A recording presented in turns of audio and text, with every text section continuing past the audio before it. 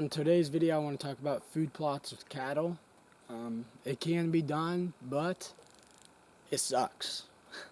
Here's why it really does suck. You see this fence that I have here?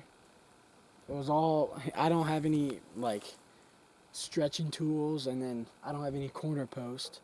So it was all hand stretched, where I just go around the whole area and just stretch it with my hands. And I would say it's about 40 to 50 yards long, and then 10 to 15 yards wide. So it's a small it's basically a kill plot. But the way I have this spot set up, the neighbor has his cornfield maybe 200 yards from where I'm at. So a lot of the times they'll come through here, check this out first, go there, or just come here and then go to the corn late at night, where you're not going to kill a deer at night, so it doesn't matter to me. But right now I got winter rye planted and just building up that soil. But this took me about probably a total of 7 to 8 hours to put this fence together, put all the T-posts. The biggest thing was the barbed wire. That was the pain in the butt. That took a while. And then I have it 3-strand. I probably could have done 2, but I didn't know if the cattle would have broke through it. But they have been rubbing against it. You can tell in some spots the barbed wire is just loose. It's like the cattle have been just rubbing against it, and they have. They've been trying to get through, I think, but they haven't yet, so that's a good thing. At the start, I want to say the soil, and I say this was all seriousness, the soil was close to probably a pH of 4 or 5. Maybe high 4s, low 5s, but I planted buckwheat last summer, and it grew, but the tallest it got was probably 20 inches, and that's pushing it. And then once it got to that range, it yellowed out, and that told me the soil was crap. So I think that summer I probably put 100 to 200 pounds of lime, then some fertilizer. And then at the time I came here and planted turnips and radishes and all that, not knowing that would not plant because the soil was just that bad. And it probably got to about an inch, and that's as big as it got. So I came in here and threw 50 pounds of rye the first time, and then it looked good, but it was patchy, so I came through again a week later, put 50 more pounds of rye, and that was in early September, late August that I did that. And just this past month or 2 ago, I probably put, this time, 200 to 300 pounds of lime, and here and there a couple bags of fertilizer. But you can tell this is a lot healthier soil. Doing the buckwheat and then the rye really helped it out. And then this is all no-till. And the thing with no-till, this started out as pasture, so I had to wait for a really big rain to push that seed down, or else it's not going to really grow. It can rain maybe quarter of an inch a night,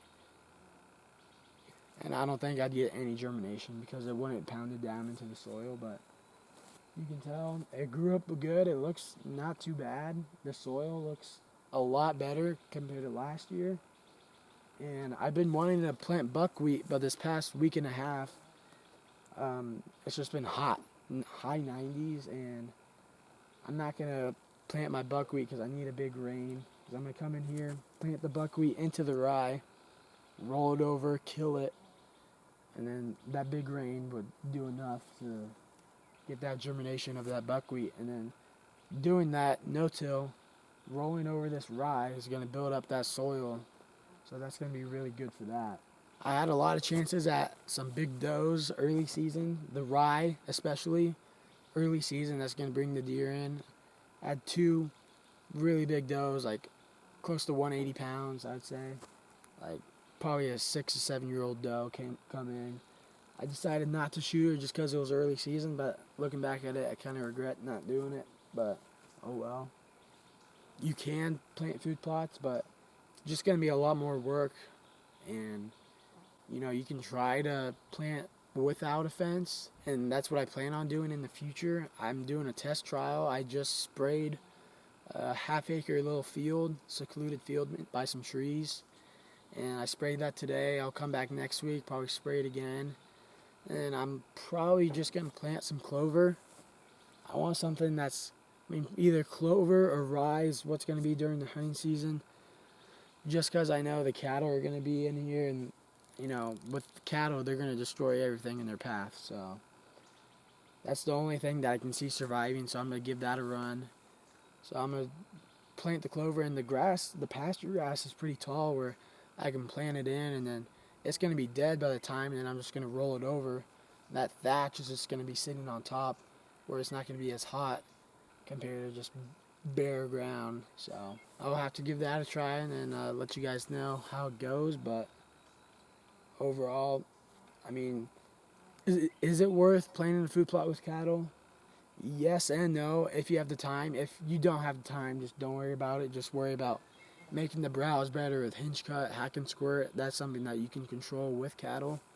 But this is like if you have the extra time and want to put the time and money into it, because this is $200 with the barbed wire and T-post right here. So if you want to put the money into it, it's all up to you. But it definitely attracts deer, but it's not like it's going to attract like 10 deer. It'll attract like 1 or 2 deer a night here and there. Basically, like every time I hunted this spot, it was about 2 or 3 deer that would come in, basically all does. I don't think I ever had a buck come into the plot. I've had pictures of the bucks at night going into the plot. If you're afraid that they're not going to jump the fence, they'll either go under or they'll jump it, no problem.